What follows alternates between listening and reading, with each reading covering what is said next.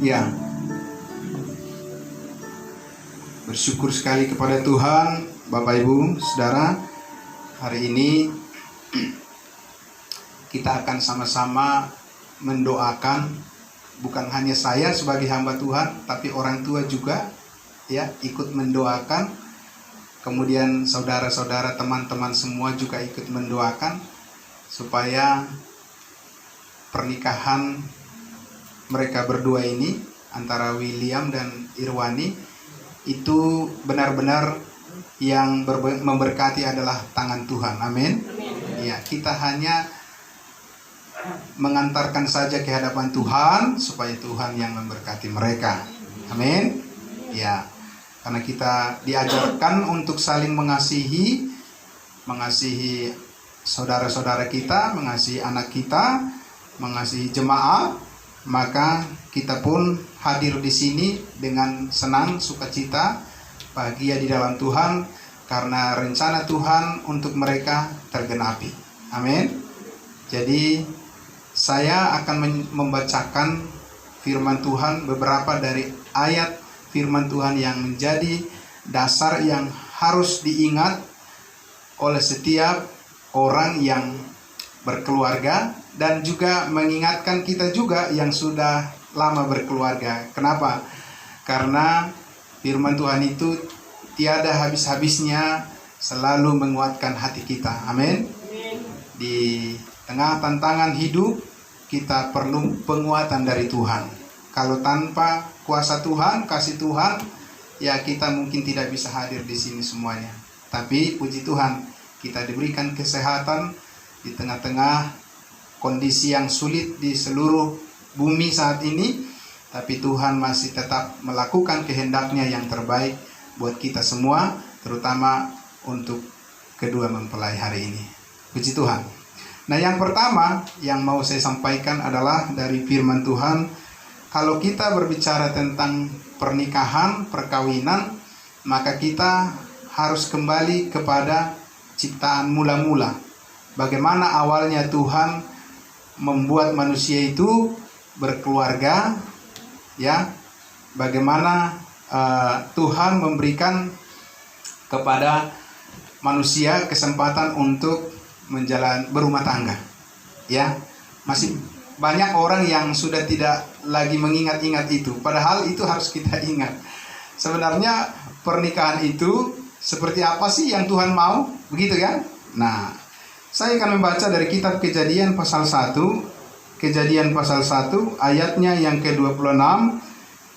Mulai dari ayat 26 saya baca, dikatakan begini. Kejadian pasal 1. Nah, kalau Kejadian pasal 1 ini pasti tahu itu adalah peristiwa penciptaan langit dan bumi dan segala isinya, manusia, dan juga perintah Tuhan bagaimana manusia itu harus menikah, berkeluarga di awal pertama kali manusia. Begini dikatakan, berfirmanlah Allah, baiklah kita menjadikan manusia menurut gambar dan rupa kita, supaya mereka berkuasa atas ikan-ikan di laut dan burung-burung di udara dan atas ternak dan atas seluruh bumi dan atas segala binatang melata yang merayap di bumi. Maka Allah menciptakan manusia itu menurut gambarnya. Maka Allah menciptakan manusia itu menurut gambarnya, menurut gambar Allah diciptakannya dia, laki-laki dan perempuan diciptakannya mereka.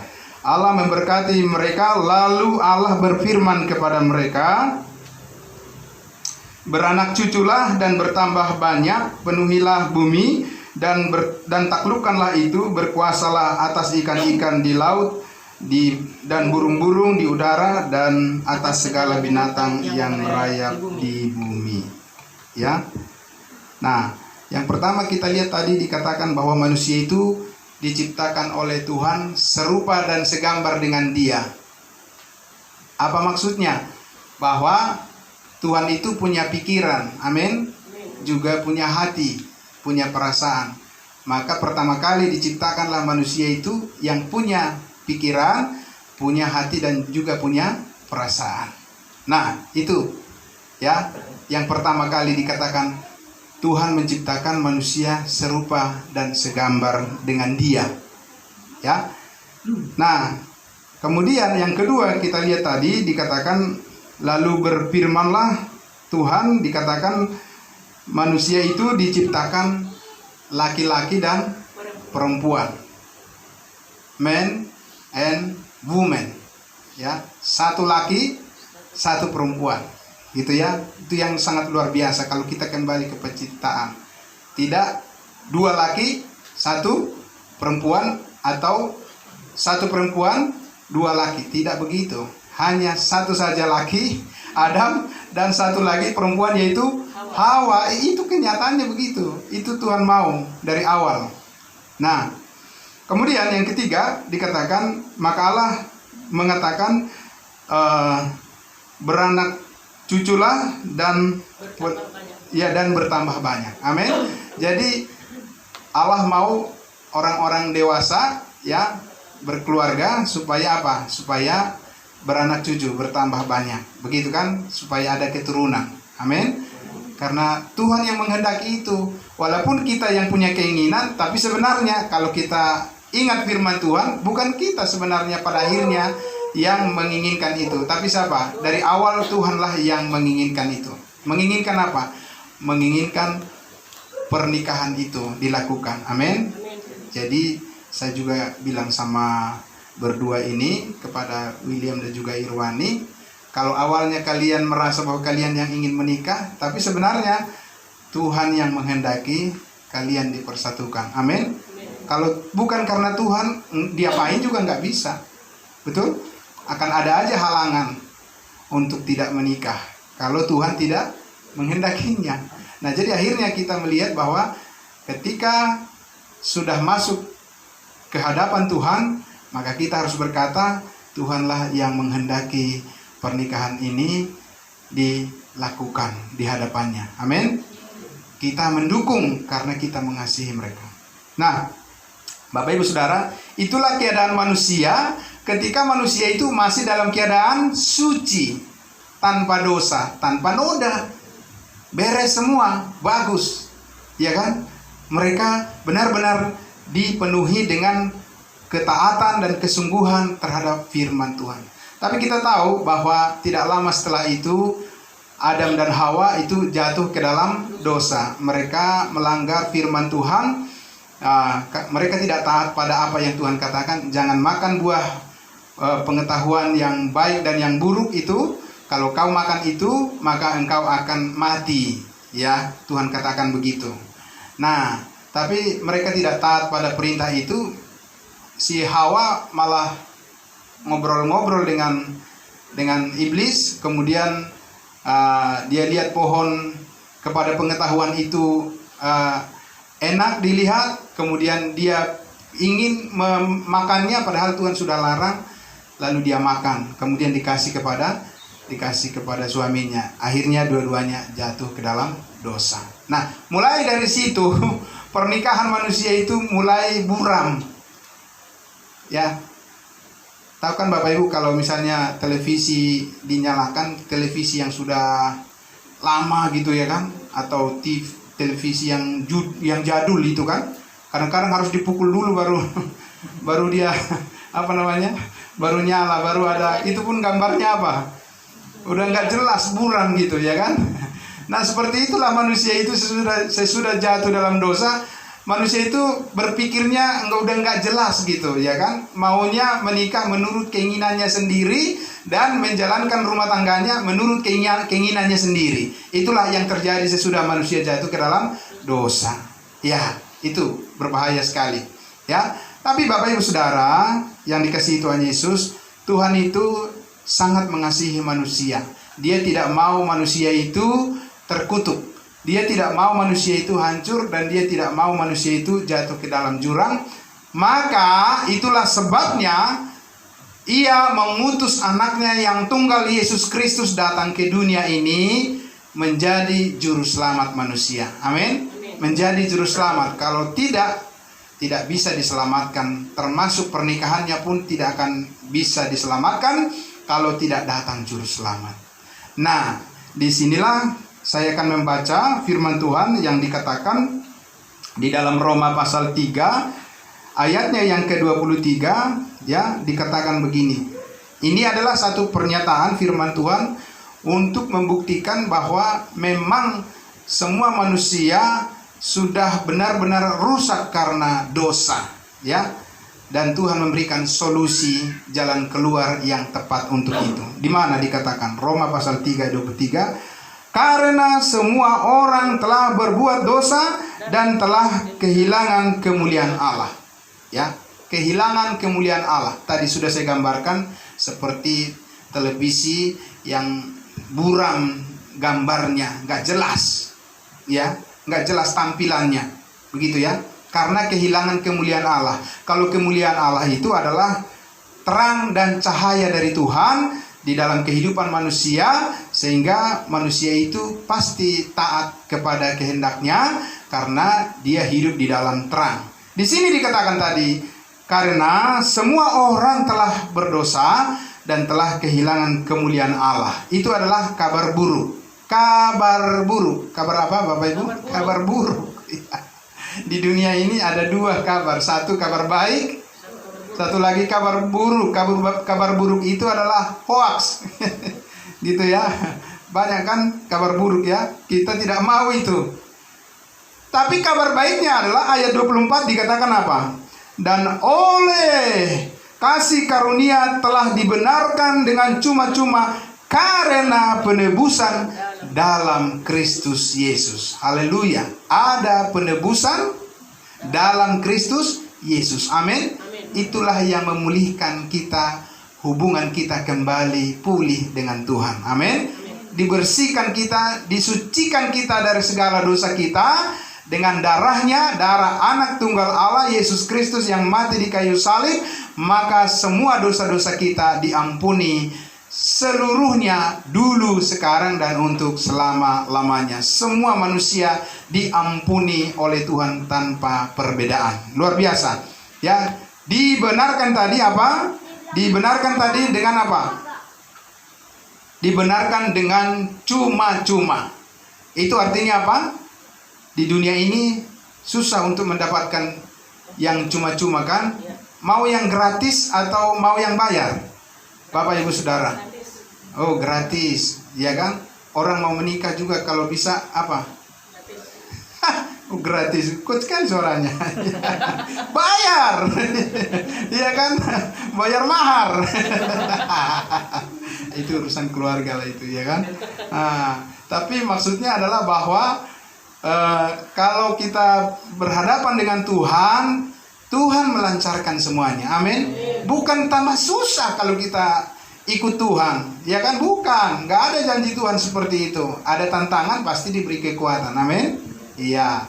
Tapi di sini dikatakan, Bapak Ibu Saudara, bahwa solusi jalan keluar yang datang dari Yesus Kristus adalah bahwa Dia rela berkorban. Amin.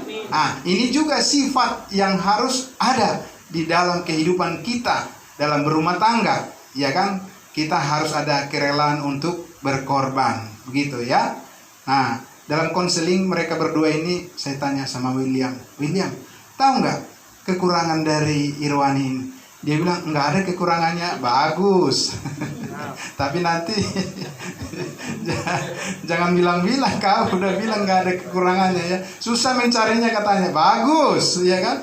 Tapi nggak mungkin lah, semua orang pasti punya kekurangan, ya kan?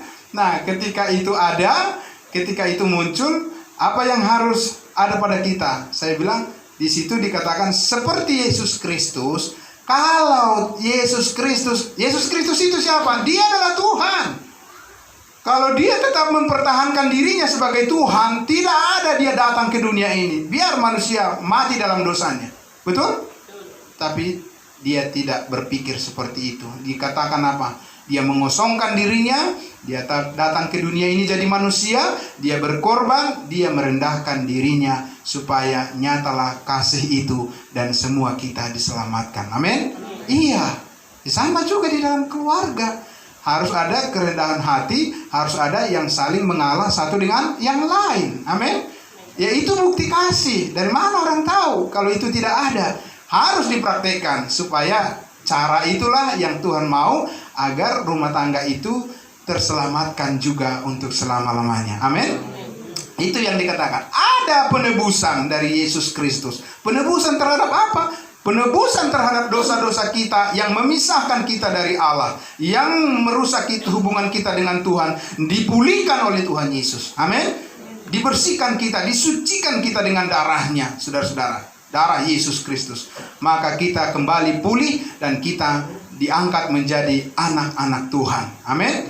Maka itu saya katakan kepada mereka berdua ini, ya kan? Bahwa orang yang diteguhkan pernikahannya di dalam Tuhan adalah mereka yang cinta kepada firman Tuhan, cinta kepada kebenaran. Amin. Karena itu adalah dasar bagi mereka untuk selanjutnya hidup bahagia di dalam kasih dan kehendak Tuhan. Nah, Bapak Ibu Saudara yang dikasihi Tuhan Yesus, karena itulah ya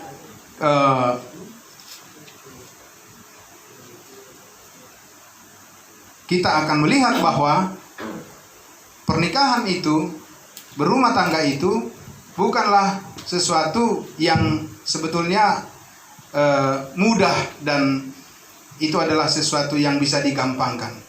Ya, tidak mudah dan tidak bisa digampangkan. Ya kan? Mengelola rumah tangga itu bukan sesuatu yang bisa dianggap remeh. Betul? Maka di kitab Kejadian tadi dikatakan bahwa suatu saat laki-laki akan meninggalkan ayah dan ibunya dan bersatu dengan istrinya.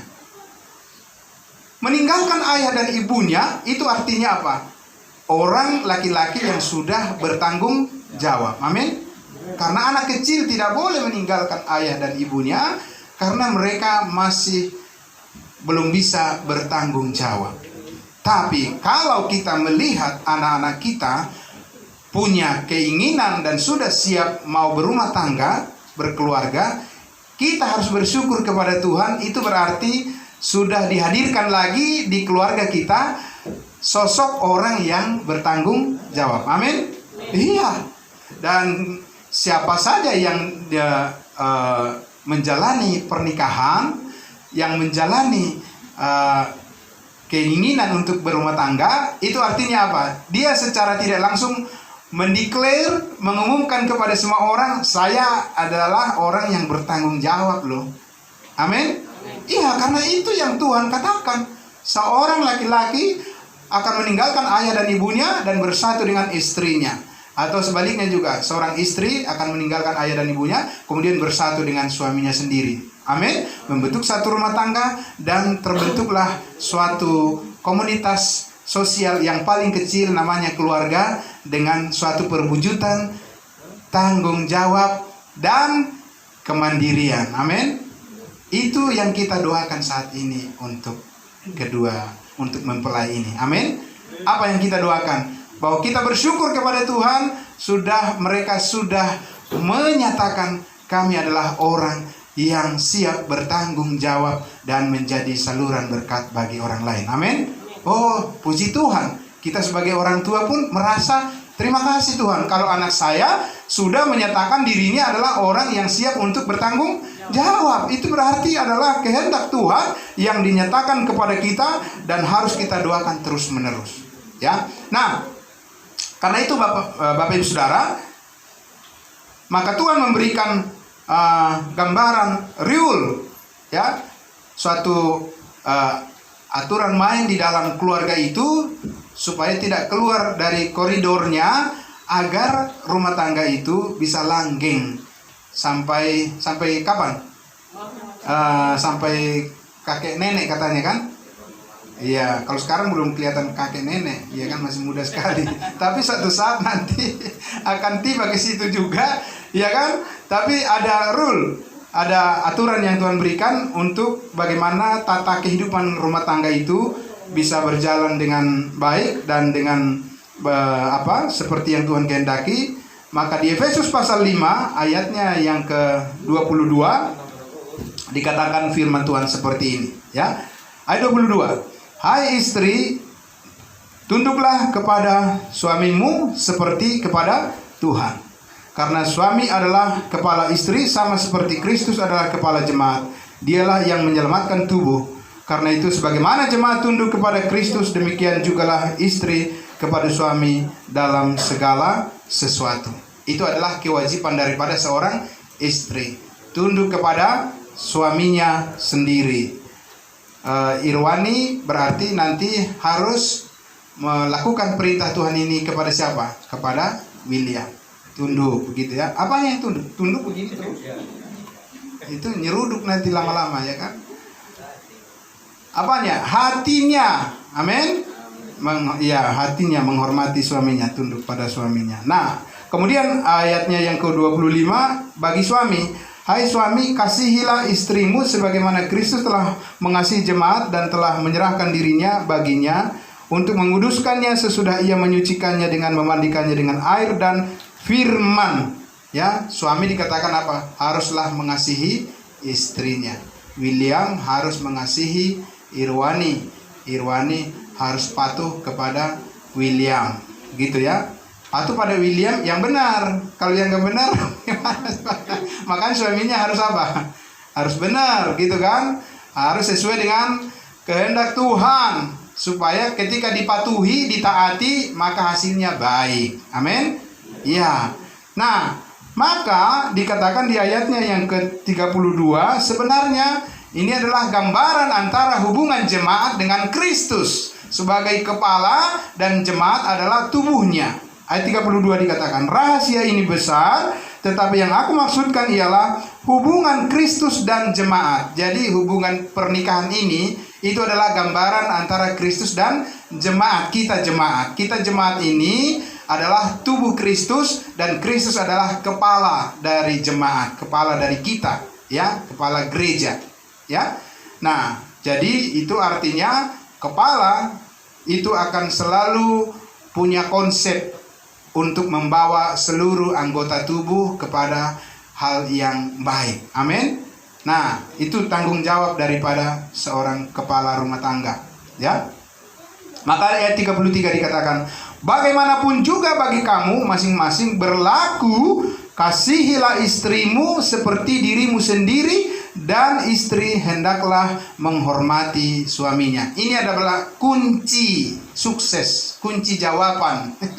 Gitu ya, kunci sukses, kunci jawaban bagi setiap rumah tangga yang ingin berhasil dan ingin sukses di hadapan Tuhan dan juga di hadapan manusia. Apa dikatakan tadi? Harus berlaku, kasihilah istrimu. Selalu dimulai dari siapa? Selalu dimulai dari pihak dari laki-laki. Karena kenapa? Karena di penciptaan siapa duluan diciptakan? Adam, yaitu laki-laki. Laki-laki itulah yang harus lebih dulu memberikan teladan supaya diikuti oleh wanita. Begitu, ya kan? Iya. Nah, maka dikatakan, tapi istri hendaklah juga menghormati suaminya. Kalau ini dipakai di dalam setiap keluarga, indah sekali, ya. Dunia ini akan serasa apa? Serasa milik kita berdua, orang lain ngontrak aja gitu. Iya kan? Seperti surga. Iya kan? Kenapa saudara-saudara? Karena inilah hukum dari Tuhan yang diberikan kepada manusia sesudah Yesus Kristus datang ke dunia ini membawa terang kebenaran. Amin. Iya. Itu yang terjadi. Maka akan ada kesinkronan yang terjadi antara suami dan istri, orang tua dan anak-anak, anak-anak dengan sesamanya, dengan sesama anak-anak, ya. Nah, Bapak Ibu Saudara yang dikasihi Tuhan Yesus, nah karena itu juga yang harus menjadi pokok doa kita untuk mempelai berdua ini. Supaya apa? Supaya firman Tuhan ini bisa secara perlahan nanti dalam kehidupan mereka berdua, mereka bisa wujudkan itu, sehingga mereka bisa menjadi keluarga yang seperti yang Tuhan inginkan, ya kan? Bukan seperti yang manusia inginkan. Kalau seperti yang manusia inginkan macam-macam, ya kan? Yang ini bilang harus begini, yang itu bilang harus begini, yang itu bilang, yang mana yang mau diikuti, ya kan? Akhirnya orang menjadi bukan lagi dirinya sendiri, tapi dia adalah orang yang hanya mengikuti apa kata orang lain. Oh, berbahaya itu. Tapi firman Tuhan ini adalah kebenaran yang datang dari pencipta kita. Pencipta kita, dia paling tahu bagaimana kita harus menjalankan hidup di dunia ini. Bukan kita yang paling tahu. Amin, saudara-saudara. Iya, dia yang menciptakan kita. Ya, dia yang paling tahu bagaimana seharusnya kita. Sama seperti ya orang yang membuat mobil, pasti dia paling tahu bagaimana cara menggunakan mobil dengan baik. Bagaimana supaya awet. Bagaimana supaya sesuai dengan fungsinya. Begitu juga dengan Tuhan kita, Yesus Kristus. Dia paling tahu bagaimana kita harus hidup saling mengasihi satu dengan yang lain. Maka diberikan di atas semuanya itu, diberikanlah sebuah warning. Bagi orang yang berkeluarga, yang berumah tangga itu, ada warning di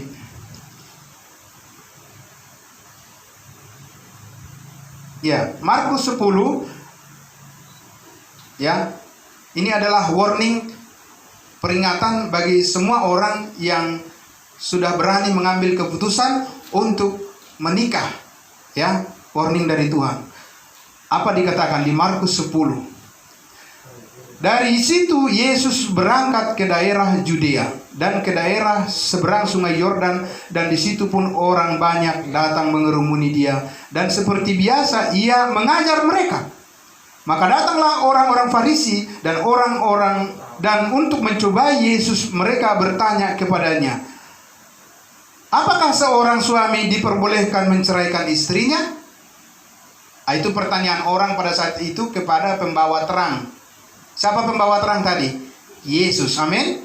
Nah, mengenai pernikahan dicobai lagi. Yesus Kristus ditanyain dia, apakah Yesus konsisten dengan apa yang terjadi di Kejadian pasal 1 yang berlangsung ribuan tahun sebelum Yesus datang lahir sebagai manusia ke dunia ini?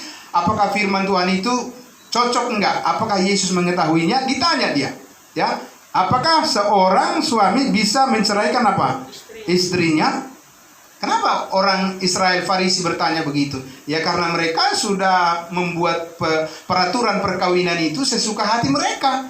Bukan lagi seperti yang Tuhan kehendaki. Maka dia tanya bagaimana pandangan Yesus tentang perkawinan. Ya, ayat 3. Tetapi jawabnya kepada mereka, apa perintah Musa kepada kamu? Ya, ayat 4. Jawab mereka, Musa memberi izin untuk menceraikannya dengan membuat surat cerai. Siapa yang membuat surat cerai? Musa. Yesus bilang apa yang dibuat oleh Musa?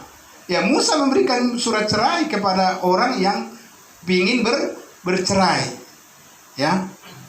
Ayat 5. Lalu kata Yesus kepada mereka, justru karena ketegaran hatimu lah maka Musa membuat perintah itu untuk kamu. Karena ketegaran hatimu, bukan karena kehendak Tuhan. Ya. Ayat 6. Sebab dari awal dunia, Allah menjadikan mereka laki-laki dan perempuan. Kembali lagi dirujuk di Kejadian pasal 1 dan pasal 2 tadi. Tuhan menjadikan manusia man and woman, satu, tunggal, laki-laki dan perempuan. Itu yang dikatakan Yesus. Kenapa? Karena yang di Kejadian pasal 1 itu adalah firman Yesus Kristus. Karena tadi dikatakan, marilah kita menciptakan manusia. Kita, siapa kita? Allah Bapa, Allah Anak, dan Allah Roh Kudus. Bersidang mereka. Mari kita ciptakan manusia segambar dengan kita. Yesus ada di situ ribuan tahun sebelumnya. Tapi dia belum menjadi manusia. Sesudah dia jadi manusia, konsisten dia seperti apa yang dia katakannya di dalam masa penciptaan, bahwa pada awalnya manusia itu diciptakan laki-laki dan perempuan, satu pasang, satu dan satu. Ya. 7. Sebab itu laki-laki akan meninggalkan ayahnya dan ibunya dan bersatu dengan istrinya, sehingga keduanya menjadi satu daging. Demikianlah mereka bukan lagi dua. Hari ini mereka masih kita lihat dua, tapi dikatakan apa? Bukan lagi dua, melainkan satu. Sejak kapan? Ayat 9. Karena itu apa yang telah dipersatukan Allah tidak boleh diceraikan oleh manusia. Amin. Luar biasa firman Tuhan membimbing pernikahan itu sedemikian rupa. Dikatakan bahwa pernikahan menurut Alkitab, bukan menurut Kristen. Saya tidak terlalu setuju mengatakan menurut Kristen. Karena apa? Orang Kristen pun ada saja. Mungkin banyak orang Kristen yang bercerai juga. Tapi kalau menurut Alkitab tidak ada bisa perceraian. Amin. sekali untuk selama-lamanya, dan hanya maut yang bisa memisahkan. Amin. Itu adalah ajaran Alkitab. Adapun orang yang menyimpang, ya itu pribadi dia. Kalau Alkitab sendiri menegaskan tidak boleh bercerai, hanya satu kali saja menikah untuk selama-lamanya, kecuali kematian yang memisahkan. Nah, karena itu nasihat ini secara khusus kepada William untuk fokus sebagai kepala rumah tangga. Amin. Untuk mencintai Irwani sebagai istrimu. Fokus untuk mencintai istrimu, dan juga Irwani fokus untuk menghormati, mengasihi suamimu William. Ya. Nah, Bapak Ibu Saudara yang dikasihi Tuhan Yesus, karena itulah kenapa kita di dalam momen-momen peneguhan pernikahan seperti ini, kita diingatkan lagi bersama-sama agar kita mengajarkan kepada anak-anak kita supaya mereka patuh dan menuruti apa yang dikatakan oleh firman Tuhan sesuai dengan Alkitab. Ya, ambillah pandanganmu yang sesuai dengan Alkitab, bukan mengambil pandangan apa yang terjadi di dalam fenomena kehidupan masyarakat umum. Tidak demikian. Orang percaya kepada Kristus Yesus harus selalu berpegang teguh kepada firman dan berdoa agar Tuhan menguatkan dia supaya bisa sesuai hidupnya dengan firman. Amin. Karena dengan begitulah kita akan diberkati oleh Tuhan dan berkenan kepadanya. Saya percaya hari ini semua kita, terutama orang tua, dengan ikhlas ya Bu ya. Untuk Bapak sudah tidak ada lagi kan, hanya Ibu ini. Ya, puji Tuhan masih ada orang tua yang bisa menyaksikan kalian diberkati oleh Tuhan. Banyak juga orang-orang yang sudah tidak ada lagi orang tuanya, menikah tanpa didampingi oleh orang tua. William bersyukur, Irwani juga bersyukur, dan juga ada saudara-saudara yang sayang sama kalian, yang mengasihi kalian berdua, dan ini tidak boleh disia-siakan. Amin. Kalian harus terdengar nantinya, apalagi saya sebagai hamba Tuhan, ya kan? Saya tidak boleh terlihat merasa gagal di dalam pelayanan saya karena ada keluarga-keluarga yang tidak taat pada Tuhan pada akhirnya. Ya kan, saya juga terus berdoa untuk kalian berdua, bukan hanya saat ini saja, dan akan terus juga saya akan membimbing kalian di gereja ini. Kalian diberkati oleh Tuhan, maka saya percaya juga seterusnya juga kalian akan diberkati oleh Tuhan melalui pelayanan kami dari gereja ini. Nah, karena itu jangan lupakan, oleh karena gereja tempat kalian dibina bukan hanya setahun 2 tahun, tapi untuk selama-lamanya kita selalu bersama-sama di dalam Tuhan. Amin. Nah, Bapak Ibu Saudara yang dikasihi Tuhan Yesus, saya akan menutup firman Tuhan ini dengan kita berdoa, lalu kita masuk kepada acara peneguhan nikah. Terima kasih Bapa di surga, terima kasih Bapa yang mulia, terima kasih Tuhan kami yang selalu membimbing dengan firman-Mu, dan yang selalu memberikan kami ketegasan-ketegasan di dalam firman-Mu menjadi prinsip dan aturan dalam hidup kami, supaya kami bersukacita dan penuhlah kegembiraan kebahagiaan kami di saat kami mau mengikuti firman-Mu. Dan kami bersyukur ya Tuhan, pada siang hari ini Engkau telah menandaskan firman kebenaran, dan kami bersyukur karena kami sudah diselamatkan oleh Tuhan Yesus sekali untuk selama-lamanya. Dan kami bersyukur bahwa kami sudah menjadi anak Tuhan, dan kami adalah keluarga Allah untuk selama-lamanya. Terpuji Engkau Bapa atas kebenaran firman-Mu, dalam nama Tuhan Yesus kami berdoa. Haleluya. Amin.